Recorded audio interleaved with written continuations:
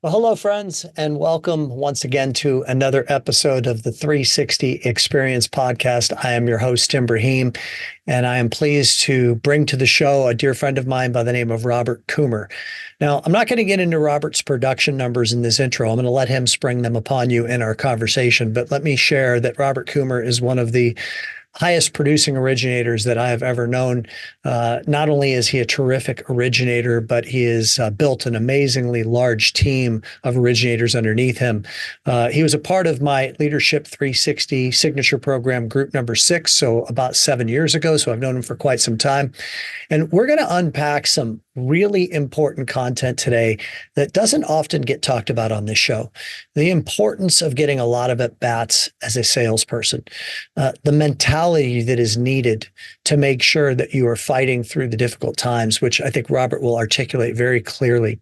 We're going to talk about the importance of understanding how to structure deals and not being afraid to be the second choice to a referral partner so you can earn your stripes and be someone that they have developed confidence and trust in over time. We're going to talk about the numbers that are important to really digest and understand in this business. And it promises to be a really value-packed episode of the 360 Experience. Now, I also want to call to your attention the importance of you checking out the learning platform that is now available called the Loan Atlas, which is our primary sponsor for this show. It is absolutely an amazing educational platform that every originator should be a member of. We're building an astonishing community of originators across the country that are helping each other, backed by the finest and most giving faculty that this industry has ever assembled. 18 of us teachers, many of which have been on this show, that have funded over $29 billion in production over the course of our careers. This is the place to be if you're looking to grow and develop as a business person and as a human being.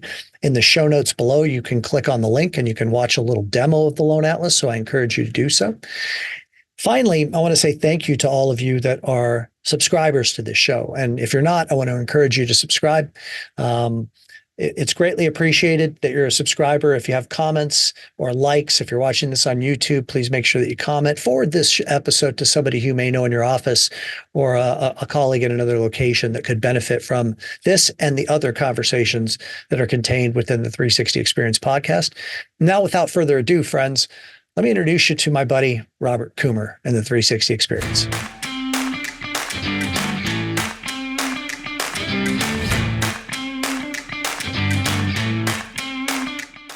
Robert, what's up, bro? Hey, how's it going, Tim? It's going good. It's going good. I'm really looking forward to this conversation together. I've been waiting for this convo for a couple of months now, and I want to dive in. I want everybody to know who you are. First of all, I think that I don't know if it would be fair to say you're a hidden gem, but I mean, I'll use that terminology initially. I mean, I remember when I first met you. Was it been about 6 years ago now? I was really astonished with the type of volume that you were doing, the amount of income you were earning. You were certainly one of the great producers that I've ever had on this show. And for that reason, I'm really looking forward to unpacking some of the things that you've done over the course of your career to become so successful. So kind of take us back. How long have you been in the mortgage business for? How long have you been originating loans for? What's your current role? And what was maybe your best couple of years, just so people have a perspective? Yeah, so I got in the business back in 1999. Typical met a guy in a bar story, and he was a loan officer.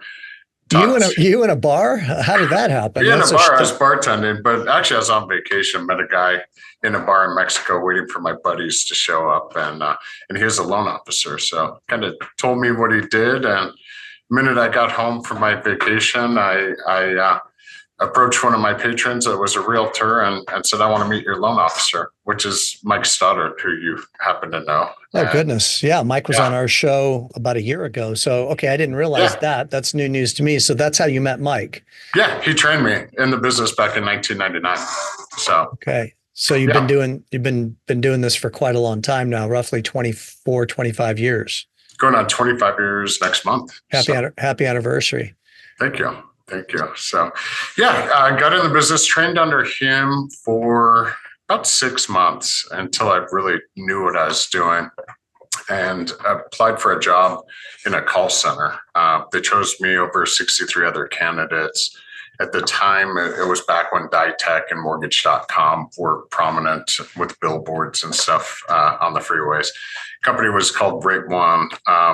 Went in the front door, was their top producer from the moment I walked in, and stayed there about 4 years. I was really fortunate in my career in the fact that our billboards were local. So I was able to build a huge local presence and reputation in a call center, offering people, great deals. And so when I moved on, I just had this massive following and local book of business. It's interesting that you bring this up because I started kind of in a call center as well. It was my own call center. I mean, we had a whole bay of telemarketers that were transferring direct leads to me, and I used to call it floor time on speed. I would go upstairs into our telemarketing room at 5 o'clock at night until about 9:30, 10 o'clock at night and take direct transfers. And I used to tell people all the time, it was like the best thing that ever happened to me because you get used to hearing virtually every objection that you could ever get. And you get incredibly well scripted as a result. And there are other people too, like Ryan Grant, who started in a call center. I mean, there's kind of a common denominator there of people who have, really gotten a lot of at-bats early in their career and the importance of getting those at-bats. I mean, when you first start as an originator, one of the toughest things that you have to figure out is marketing and getting those sales opportunities. But it sounds like that as a result of you being, integrated into this organization in the way that you were, that was done for you and it gave you those at-bats. So tell us a little bit more about like what you think the benefits were of you, being in a direct call center type environment. What'd you learn from it? So what I learned is early bird gets the worm. I outworked everybody in the company. So at one point, we had about 130 people working there. I was the first guy in the building, the last guy out of the building. And really just being a student of your game, set the ego aside. And I always had the mindset of I want to help people. So I just kind of figured out best practices, how to take the most number of applications, how to get them in quickly and in a row. And, I think when I left there, I'd measured my conversion ratios at 87%. So if I got them on the phone, there's an 87% chance that we were doing business together.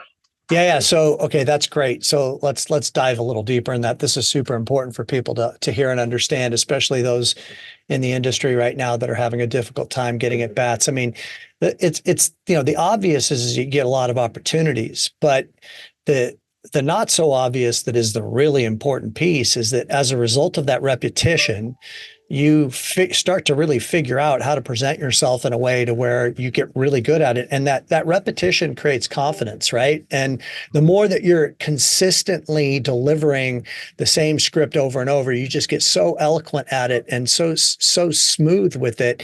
And then, like I said, you get objections and maybe you lose a deal, but you figure out how to overcome that objection the next time you get it.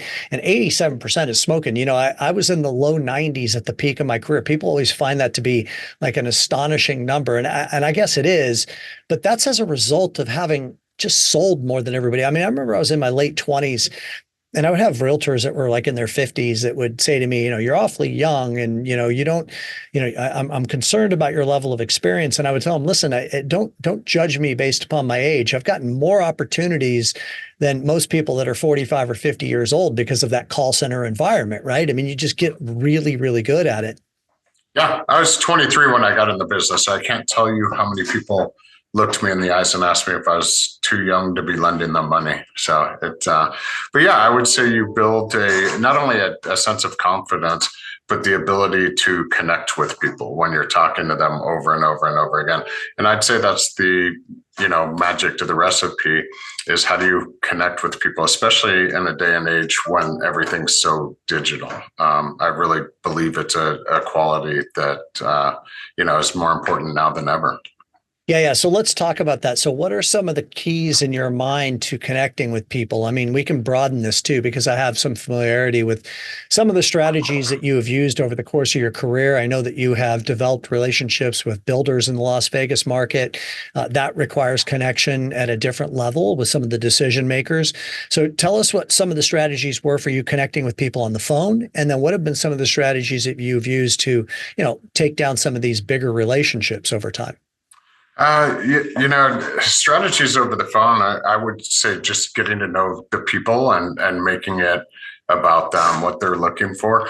I can't tell you the last time somebody asked me what my rate was in a first conversation. It just, it's really taking inventory of them and giving them a sense of comfort that I'm going to give them the best deal that is out there at the time that they go into a purchase agreement or whatnot. So, learning about them, their family, where they're from, what they're trying to accomplish, what they're working with, and again, just building the connection, because too many originators out there start with name, phone number, date of birth, and I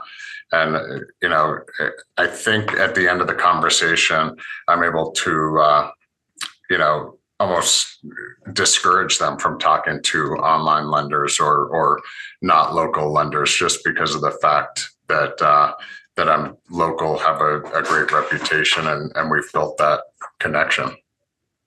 So before we dive a little deeper into the term connection, which is a topic that I'm really passionate about, that I think is something that originators often miss out on, I want you to just very briefly tell us, like, what were like a couple of your best years as an originator, because I want to build some credibility here with what we're discussing. 126 million in 2005 and 151 million in 2018. So, and I hit the 100 million mark a few times. Yeah, but 118 million, let's put some perspective. You don't have very large loan amounts. So how many units was that? It was 900 and something. Yeah. I mean, our loan amounts were, between 1 and 200,000. If we got a $225,000 loan, that was like hitting the jackpot. Yeah. So 900 loans. I mean, there's a lot to talk about there. I mean, you do 900 loans in a year. You got to do a lot of things right. You have to, first of all, be highly effective and efficient in your sales process. You also have to have a great team of people around you and great processes to be able to facilitate that many loans. So, connection. Let's talk a little bit more about that. Tell me more about what connection means to you, in your mind. I mean, you kind of touched on a little bit about like knowing more than just the numbers, knowing a little bit about them and what's important to them. But maybe you can give us some questions even that you suggest that an originator ask at point of sale to help develop that connection. First, I find out how they were introduced to me, and I find out a little bit more about them and their family. If they're married, if they have kids, currently a homeowner, really what it is that they're looking to do. Because oftentimes people come and they just have no idea. They know they want to buy a house. They don't know where monthly payments are. So I just really try and take inventory of who they are, what they're looking to accomplish, and kind of guide the conversation from there. So I typically will talk to somebody 15, 20 minutes before starting on the loan application. Got it. So the first 15 to 20 minutes is just bonding, finding out about their family, trying to are you looking to try to find common denominators of things? Most definitely. Yeah, definitely. So if they're Las Vegas, I'll talk about the Golden Knights or Raiders, or, how fast the city is growing. I'll ask when they moved here. If they have a social security number that starts with a 530 or a 680, I'll say, oh, born and raised, huh? Are your parents from here? So just really try to build that connection or that common ground. Yeah, that's an interesting thing that that I've never even associated before. So the first 3 digits of someone's social security number gives you an indication as to where they were born? Yeah. Mm-hmm. So in California, it's a much bigger state. So you probably have 40 of them. Out here, we have 2, just like we have 1 area code. Wow. Yeah. That's very cool. Okay. So you're spending 15 to 20 minutes up front, getting to know them a little bit. Then you're diving into the application process. I would imagine, I know this actually, I don't have to imagine. One of the other strengths that you have as an originator is that you are very skilled at structuring loans. You've done a lot of loans. I would imagine that being in that call center and getting a lot of at-bats, a lot of lending opportunities, put you in a situation to where your learning curve is accelerated as a result of having so many different unique scenarios. How important is it for an originator to really understand how to structure loans? And what are some suggestions that you have for originators that may not possess that skill set? The second part of the story about the man in the bar was the reason being a loan officer was so attractive to me was because I used to get in trouble in school for not showing my math. So I'm a big math head. You and I could talk and I'll have the answer to the math equation before we finish our sentence. So I cheat a little bit when it comes to structure, being able to figure out where things fit. But I definitely would say always being a student of your game, stay up on your guidelines, stay up on your product. And if you don't have products in-house, get to know what the competition has or what you're able to broker externally, because there's many different ways to structure a transaction, especially in today's market, and really knowing what's available to you, and it'll be your ally every time. Yeah, I remember in Chicago about, 3 years ago now, you and I were up late one night talking in a bar, which is a good place to find you. Man in a bar. And you were, I was astonished. There was some new pricing structure that was being unfolded from the company that you worked at the time. Mm-hmm. And your ability to do the math in your head was crazy. I mean, I was like, oh my God, I didn't see this side of him. I didn't know that part of your superpower. I mean, you're like a human calculator. So using that to your advantage to structure deals is something that you've leveraged. Now, when it comes to the subject matter, I'm always curious as to what, the topic of understanding underwriting guidelines. I mean, I find it to be one of the most important and non-discussed topics in the space because, we focus on the sales aspect and the marketing aspect, but at the same time, if you don't know how to structure a loan and you don't have confidence in yourself, then, you're going to have call reluctance, and you're also going to miss out on opportunities to do tough deals that are maybe the key to unlock the door to a new relationship. So what were some of the things that you did, if you can go way back, 20 plus years ago, to learn guidelines? I mean, what were the disciplines of things that you put? A lot of it is repetitiveness and just doing loans over and over again. I would say the second part is the very first underwriter that I ever met in my career.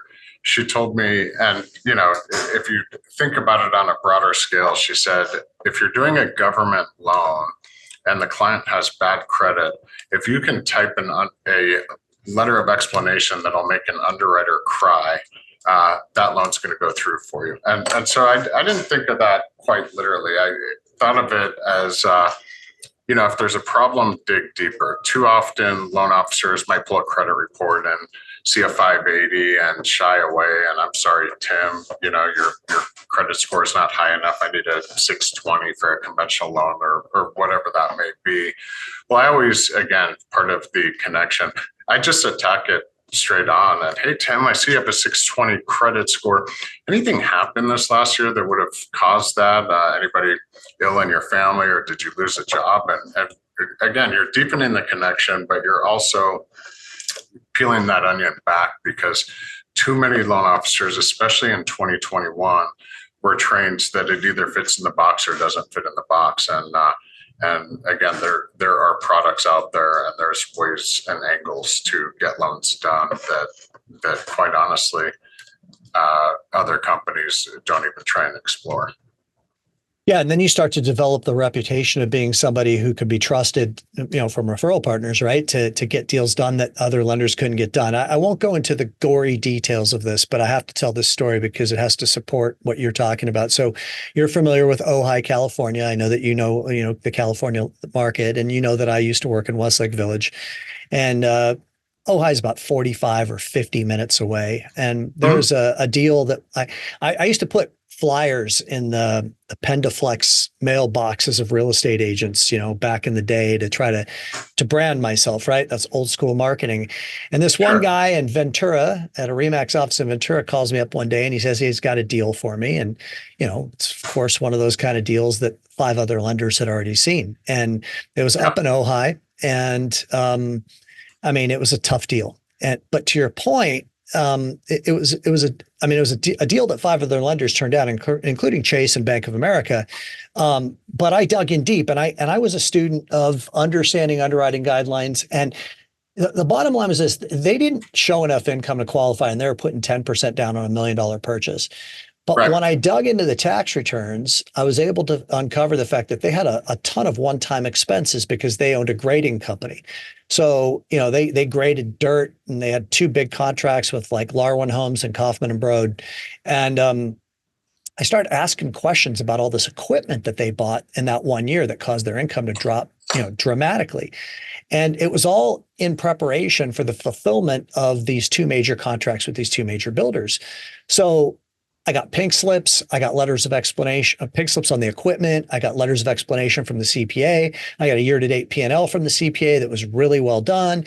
And I created a story of how this was a one-time event, to your point, kind of on the credit issue, and that it's not going to happen again, and that the future is very bright for these people. And I was able to get this deal done. But here's the magic. The listing agent on the deal was the owner broker of the Caldwell Banker office in Ojai, which was easily the number one office in the entire valley. Oh, wow. And he called me up and he's like, "When are you going to give me the bad news?" And I'm like, "I don't have any bad news for you, bro." And he's like, "No, seriously, like, when are you going to give me the bad news?" I'm like, "Brother, I'm telling you, let's draw docs today. I know that we got 65 days left on the closing of this escrow, but I can close now if you want." I'm like, "Why don't you just go find us some other deals and don't worry about this one. This one's done. It's baked. It's in the oven. Like, we're ready to eat dinner, Yep. And he was blown away, and it opened up the entire Ojai Valley to me, bro. And over the course of the next 5 years, I made like $1.5 million up there just because of all the relationships that I built from getting that one deal done, which speaks to the importance of what you're talking about, which is this not giving up so easily and getting creative. And you're absolutely right. Underwriters are human beings, Mhm. and they just want to sell the loan. They want to do loans too, but they don't want to lose their job. So you got to be able to structure the deal in a way to where it will make sense. And that's where that creative mindset comes into the equation. So Yep. when it comes to builders, let's talk about builders for a minute, because you've done a lot of builder business. How have you gone about developing relationships with builders? What's your strategy? What's your way of networking? I know that there's a lot to unpack here, so roll with that. Yeah, I think, home builders, I've had a lot of success with home builders, but I've also had a lot of success with large real estate brokers and large real estate firms. And I think it all just comes down to, I'm not the guy with his hand out that walks in the office. I call in and say hello. And when there is a fallout deal or somebody that comes to me when they've been turned down, I handle the transaction very much like the transaction you just explained to me.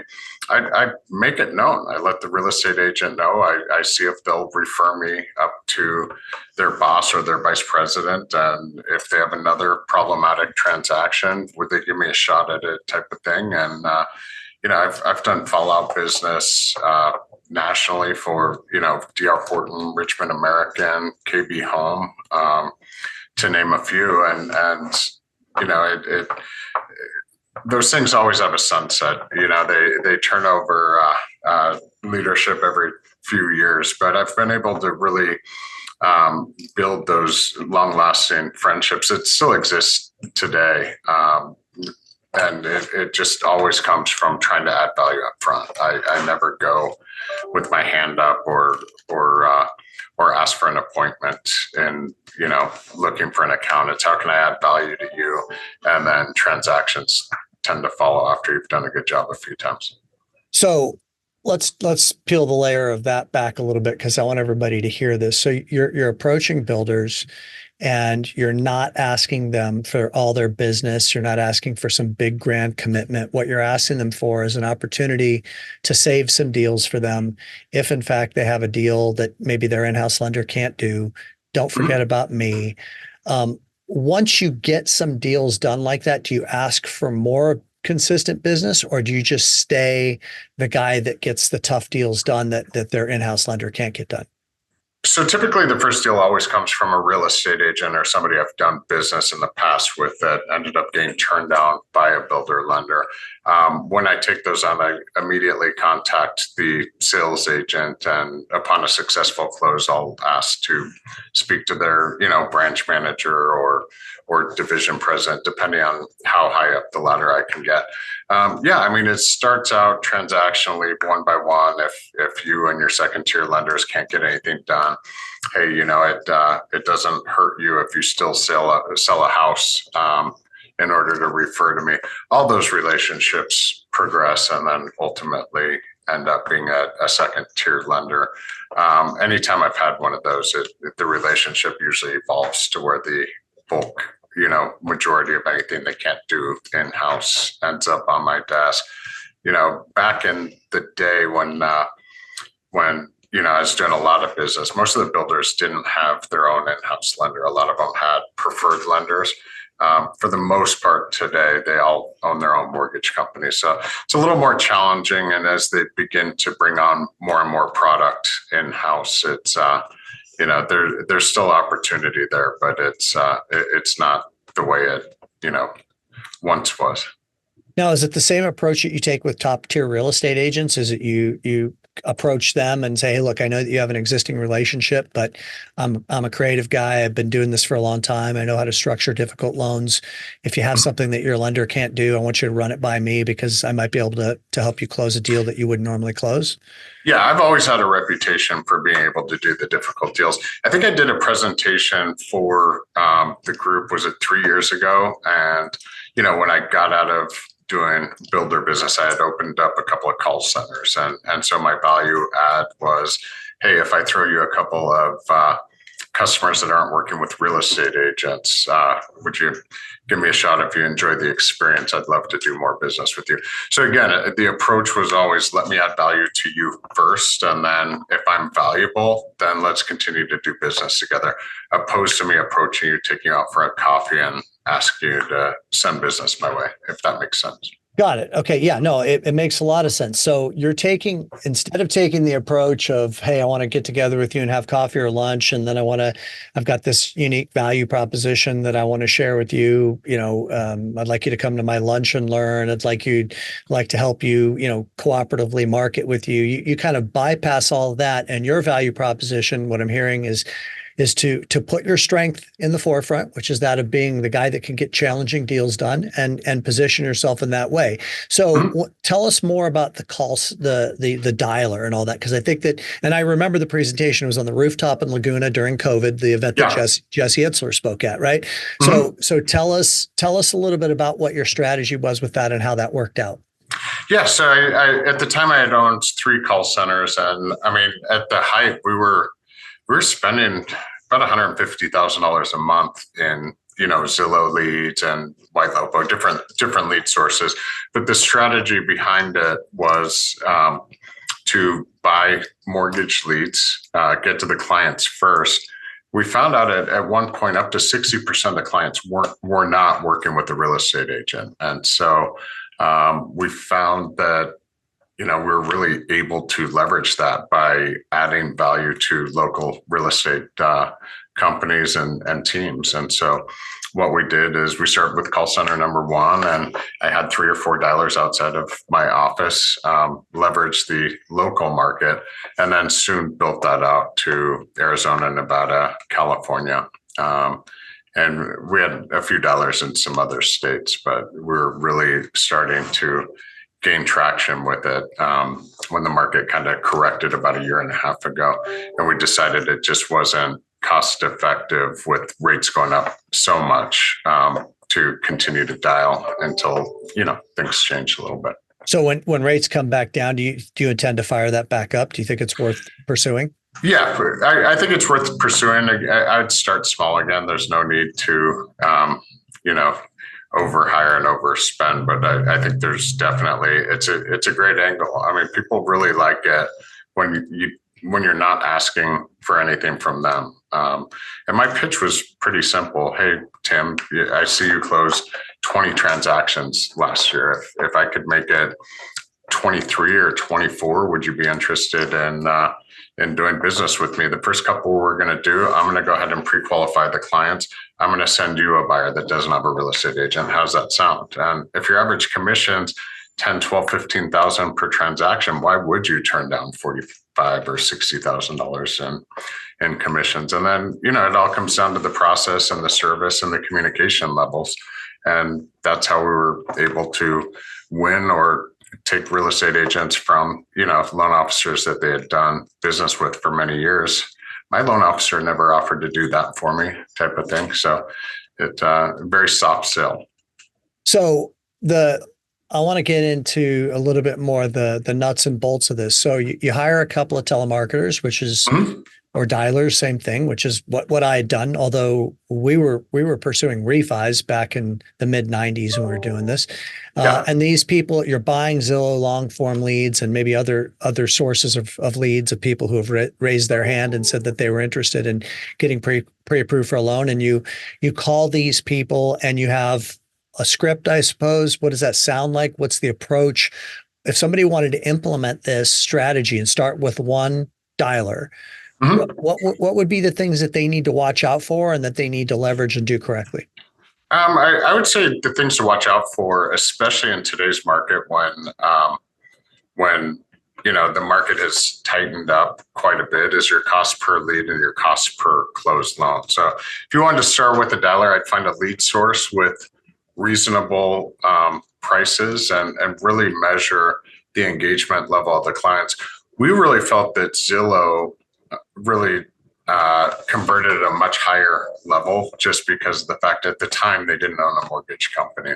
And so there's brand familiarity. And yeah, I definitely remember being on Zillow last night and clicking, I want more information, opposed to some of the other companies or Facebook and Instagram.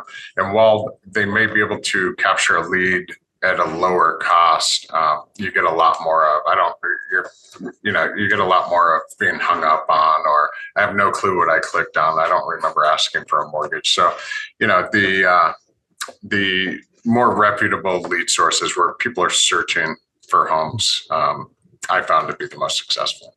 And what was the script? Like, give us an idea of that. Like, if you were calling me as a dialer, what would you say to me to get me to move forward with getting pre-approved or take the next step?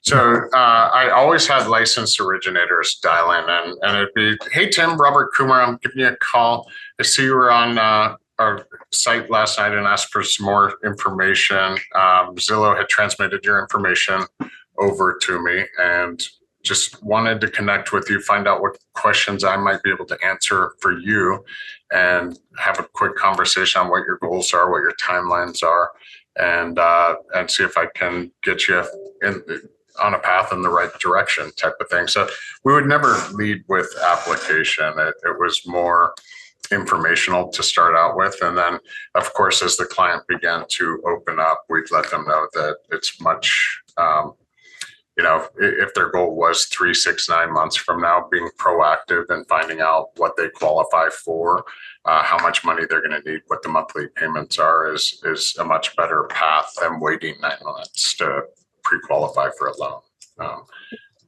What was your approximate cost per closed transaction when you guys were cooking and doing that like at a high rate? When things were really good, between $1,100 and $1,500 per closed transaction. So a lot of those were government deals, so you're making good money on them, right? Yeah, they were government deals making good money. And the cost per lead has just kind of been up and down. It got really cheap during COVID because people were so scared. So we cleaned up big time during COVID and the times where other people weren't spending money. And then like today, they're probably around $100 per lead, which makes it a lot more difficult to make money. $100 per lead to get the lead, but then on top of that, you have the cost associated with your dialer and all that, is what you're saying. Yeah, you have the cost associated with the dialer, and then how many leads does it take to A, make contact, B, make an application, and then C, get a closed loan out of it. So all that goes into your cost, per closed loan. So, but then there's I don't want to skip over the fact that it's not just it costs you $1,500 to close a loan that yields, say, $6,000 or whatever the amount is. But it's also that you're referring business out to real estate agents, and you can't really even pinpoint the value on that, right? Because I mean, if you're doing a really great job, then that agent's going to continue to refer all their clients to you over time. Yeah, and that was, I would say, the secret to the success is, number one, the dialers were licensed originators, so we weren't paying them a salary and a profile. We were paying them straight commission. But what we did do is the agents that they referred outbound to, when they referred back inbound, we'd give it to that same loan officer. Because I also knew, as a leader and as it being my call center, I have to make sure that people eat. Otherwise, you're just going to have extremely high turnover and never be able to really get it off the ground. Yeah, and the high turnover part's really important, because it kind of circles back to the beginning of our conversation. Those people, if they're constantly turning over, will never be like really, really good like they were when you were in a call center. And after you get a lot of at-bats, you just start converting at a much higher percentage. I would imagine that the longer that they stayed with you, the better that they got in their conversion percentage. Yep. And we always tried to keep it hyper local. So my Las Vegas call center, for the most part, unless I had overflow, would call on Las Vegas people. Arizona, same thing. California, same thing. So we tried to keep the originators local to the area that we were dialing. Got it. And then I would imagine you were managing a pretty effective CRM. You're databasing these people, and did you have them on some kind of a drip follow-up campaign and stuff like that? Yeah, so we use Velocify. A lot of the larger consumer direct companies use Velocify. It's lead management. It will receive the lead in from whoever the vendor might be. It has email capabilities, text capabilities, and really good reporting for a manager in order to see, which dialers are making the phone calls and which ones are less active and so forth. How much does Velocify cost? Do you know? Velocify, I'm guessing. I want to say it was about $10,000 to get started. I mean, to fully have it programmed and working, then it's somewhere around $100 per seat per month. So if you have $5, it's $500 a month. You may want to. I was on a Zoom session earlier today in the master's program of L360 that Pete Metz was the host of. And have you heard of Go High Level? I've heard of it. It was pretty new about a year ago, right? No, I think it's been around a little longer than that, but it's really starting to take off. So they're stealing market share from Salesforce and from I wanted to say StubHub, not StubHub, obviously not StubHub. Why am I drawing a blank? Hub is in the name of it's another big CRM. Yeah, but I get it.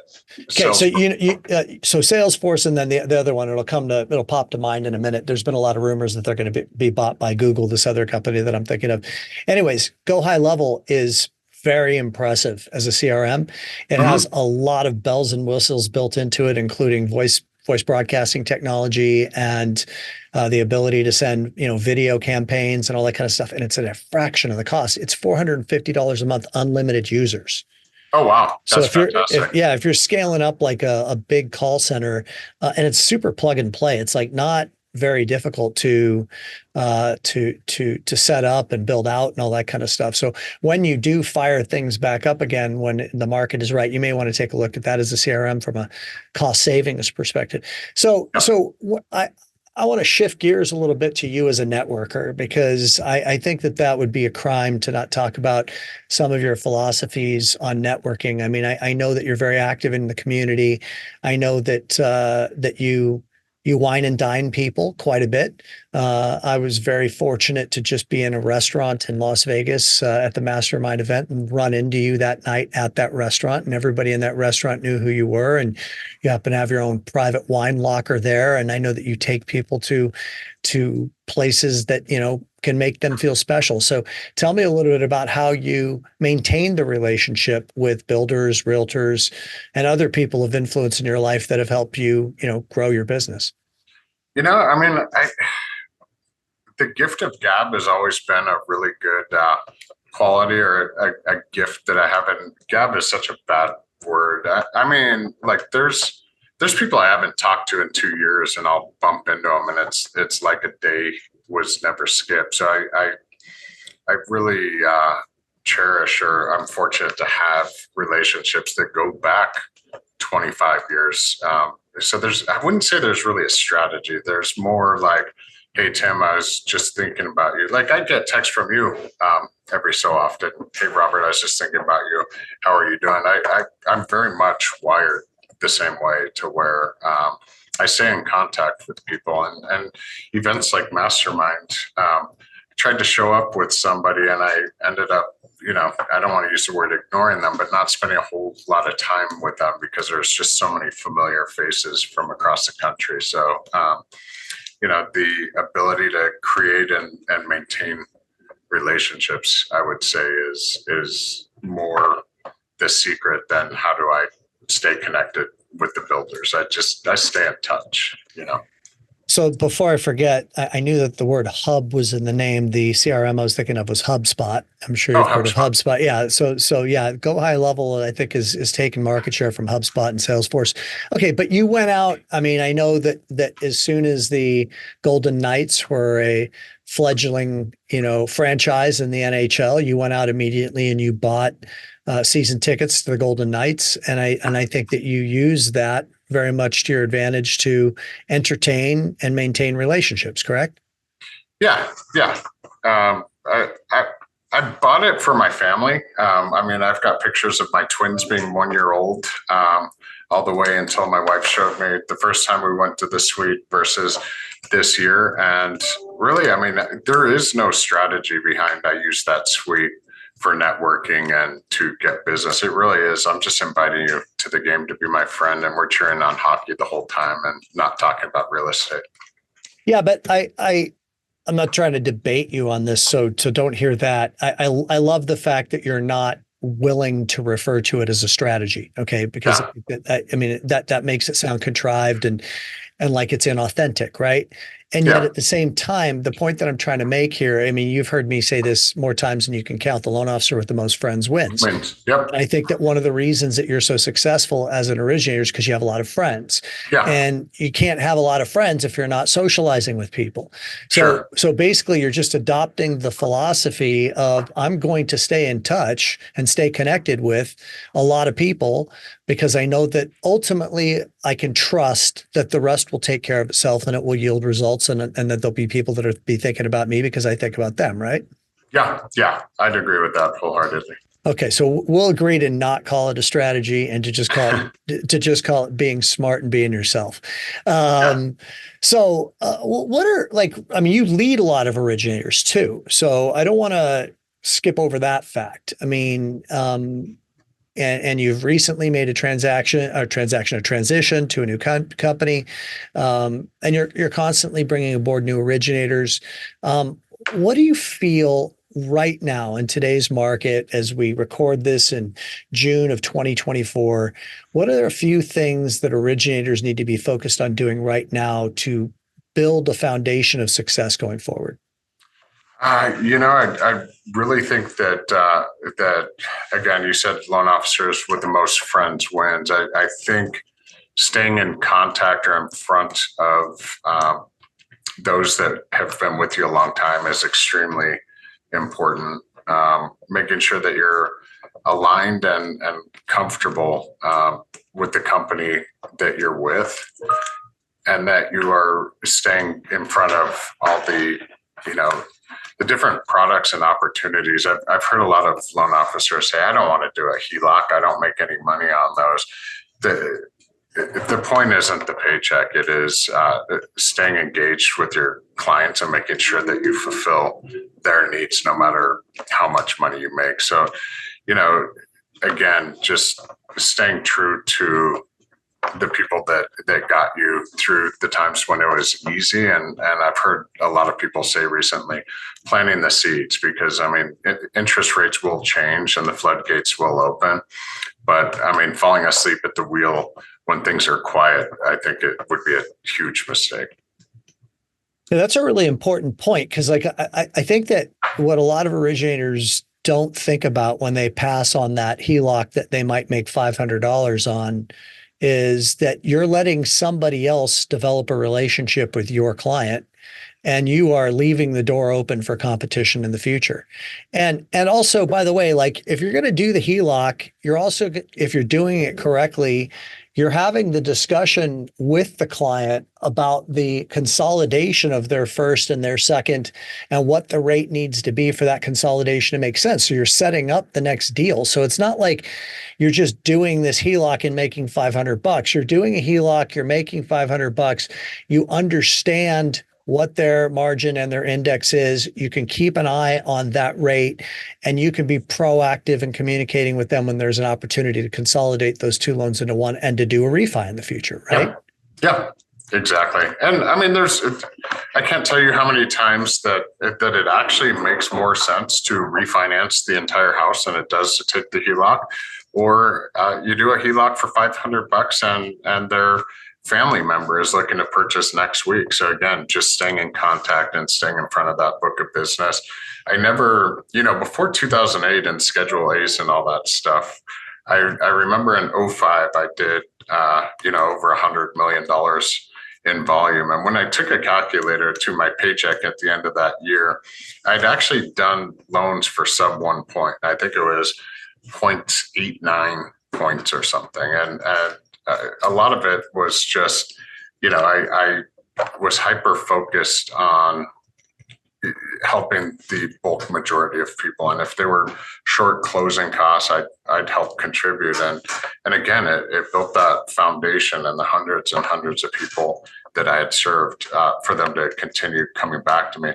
Then 2008 happened and we had to, fix the interest rate environment, and we were less able to jump in. So a lot of people early on were making more money on people. I was actually making less on them because I was just willing to help out. Yeah, well, let's. I'm so glad you walked right into this. So I want to tell you a quick story, and I want to unpack this a little bit. And the LO comp issue is one that I know varies depending upon who the loan originator is and what company they work for and how they're structured, and if they're a branch manager and if they're a broker and all these types of things. I was just having this conversation with our friend Mike Trejo a couple of weeks ago, where we were kind of debating a little bit on it. Now, it was all spawned by a conversation that I had at the L360 Signature Retreat in early May. And there's an originator in Group 11 named John Wade, who's a really great loan originator. He reminds me in many ways of you in the sense that he is a great numbers guy and he is a great deal structurer. Mm-hmm. And it was myself and him and Justice Roberts, and we were sitting and we were talking over a drink one night. And John doesn't typically hold court, but he held court in this case. And I kept looking at Justice and going, I hope you're taking notes right now, bro, because this is gold. And what he had talked about was the fact that he doesn't believe in ever losing a loan. There's no excuse ever to lose a loan unless you would literally have to pay to get the loan done. He's like, look, I'll do a loan for 25 bips if I have to get the deal done. So we started talking about this. It got me really excited because I was a lot like you. I mean, I remember back in the day, I would do every once in a while, this wasn't commonplace, but every once in a while I'd do a $1 million, no points, no fees refi, and I'd make 75 basis points on it. And after paying their fees, I'd make $2,700. And I'd have originators in my office that look at me and they're like, what's wrong with you? Why would you work for so little? I'm like, whoa, wait a minute. First of all, what are you worried about? And they're like, well, you're only making 27 basis points on that deal. I'm like, well, number one, last I checked, I don't pay my bills with basis points. I pay my bills with money. Okay. Yeah. I didn't make 27 basis points. I made $2,700. So let's first establish that. Number two, if I gave you a refi right now on an FHA loan, or let's say a conventional loan at $100,000, and I told you that you're going to get paid 250 basis points on that refi, would you do it? They said, yeah. And I said, why would you only work for 2,500 when I'd work for 27 and criticize me for working for 2,700? What's the difference? And well, but it's a smaller loan. I can make a stronger case that I'd rather make the 2,500 on a big loan than on a small loan, because that is a big time borrower that has relationships with work colleagues and neighbors that are also $1 million borrowers, and they can refer me to other people. And most importantly, and to John Wade's point, is that if you don't do the loan, then you should never underestimate the negative energy and the defeating feeling of losing a deal. So when you lose a deal because somebody else has beaten you by 1/8 in rate, and you decide, you know what, I'm not willing to do that deal for that price, that's a loss. Yeah. But if you get that deal, I think he said it more eloquently. He said, I get momentum and energy when I lock loans. Yep. I don't care about as much about how much I make. And don't hear that I'm advocating for like working for free. I'm far from it. I mean, average, like, I don't know, like net, like 120 to 130 basis points historically in my career. But occasionally I would do a loan for less, but I would then tell the client, I would say, listen, I want to make sure that you understand something. I'm going to match that rate. I'm going to do this loan for you. I don't want to show you how much I'm making. Normally I make, 100 basis points on a loan. That's standard in this business. I'm doing this loan for, 65 basis points. So you're getting a hell of a deal. But I want to build a long-term relationship with you. And I want to know that I'm in this for the long run. So that's why I'm doing it for so little. I want to make sure this is not the first or last loan that we ever do together. And I want to make sure that you're referring your friends and family members to me. So I create some obligation there. I would turn that into a situation where they felt some loyalty to me. They felt some need to reciprocate. Do you want to comment around this? Because this is a conversation that I'm super passionate about. Yeah, I mean, I love everything you're saying. And for me, I know, I opened my first business at 8 years old. To me, it's less about the dollars per loan and more about the kill, the art of the kill, and got them to say yes. And now it's my job to do a really good job for them and get that referral business going and build that long-term relationship. So it kind of sounds dirty when you say it's the art of the kill. It's not. It's the momentum and energy behind getting a yes, especially in today's environment where awareness and the competition are everywhere.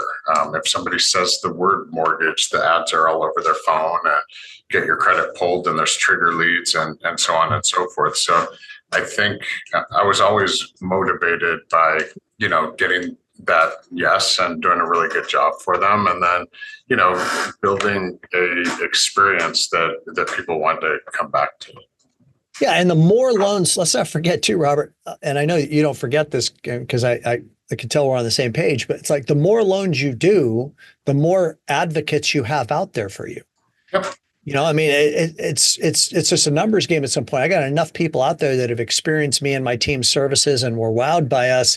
That's that many more people out there that can refer me to other people that need to borrow money.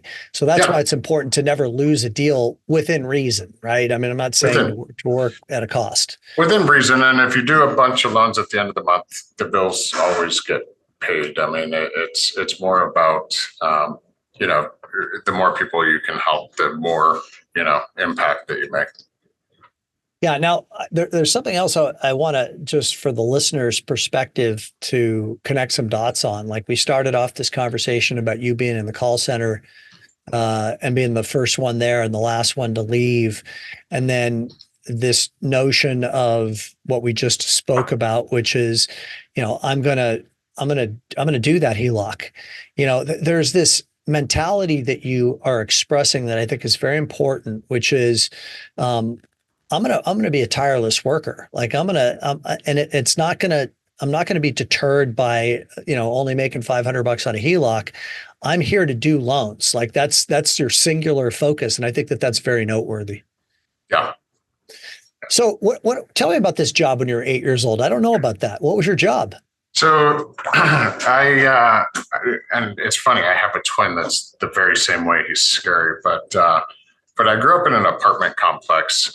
Always shared a bedroom with my little brother. And at 8 years old, I woke up one day and asked my dad if he could take me to Smart and Final and bought $100 worth of candy and opened up a candy store in my apartment complex playground. And, over a summer, I think I made $250 profit or something, but there'd be kids knocking on my door at 10:30 at night at the time, kids called me Bobby. Is Bobby here? Can we buy some candy? We buy some red vines. Yep, exactly. And then I went on to breed rabbits, and I bred rabbits, and I'd sell them out in front of the pet store at the Northridge Mall. They wanted $39.99, so I charged $25. And eventually, they just started buying my rabbits from me when they were bred. And then I opened a rose business and sold roses in front of fine dining restaurants on the weekends. And I just had this burning desire to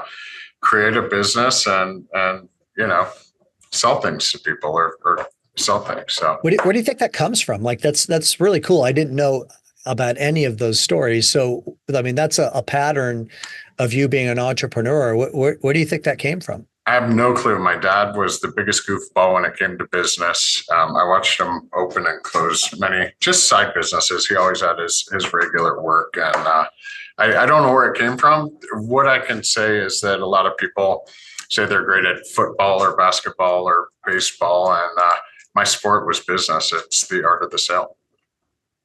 Well, maybe it was just seeing your dad not fulfill it so many times that was the seed where you just was like, I want to show him how it's done, or I want to I'd have to think that there's some connection to you having experienced him not fulfilling it, not achieving in that way.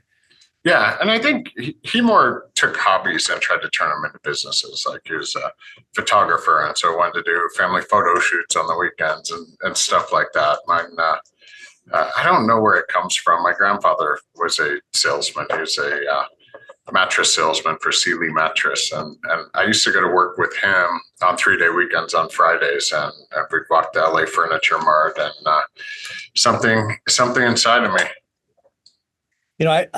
Fun little fact that that correlates to your rabbit story is that I had this wild ass idea. This one time I had a Persian cat. It was a purebred Persian. I was in college, and I decided I wanted to breed her. And then sell the kittens.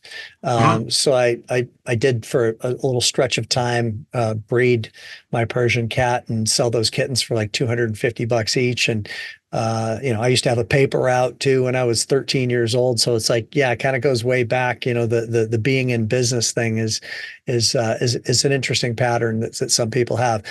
If you were to, I want to wrap up with a question that I like to ask people. It's always interesting to hear what their answer is. So if you could turn back the clock, and present day Robert Coomer is having a conversation with Bobby Coomer at 18 years old, if you were still called that when you're 18, what advice would Robert give Bobby as an 18-year-old, knowing what you know now? I think you probably hear me say a lot of the time, but start where you are, use what you have, do what you can. I started with nothing, built it up to everything and lost it again, and built up a second time. But patience has never been a strong suit. Breathe, take inventory of what's around you, and don't rush. Enjoy life. My dad told me when I was, I think we were walking, I was about 10 years old, and I can still to this day picture where we're walking, and he told me, he's like, you know what, son, I just turned 40 years old, and he's like, one day you're going to blink and you're going to be 40. And I blinked, and I was 40. And so I'd say, enjoy every minute of it. Enjoy life, enjoy the people, and good things will come. I don't have any business advice. I more have advice on slow down. Slow down. Try to enjoy the moments and the people that you love. Yeah. Well, first of all, say hi to Sarah. And I hope that you and the family have some really cool plans for this summer. And it was really a pleasure to spend time with you today, man. Thank you so much for taking the time. That's great. Thank you so much, Tim. And thank you, everybody, for listening in to this conversation with Robert and I hope that you're having a great month. Bye-bye.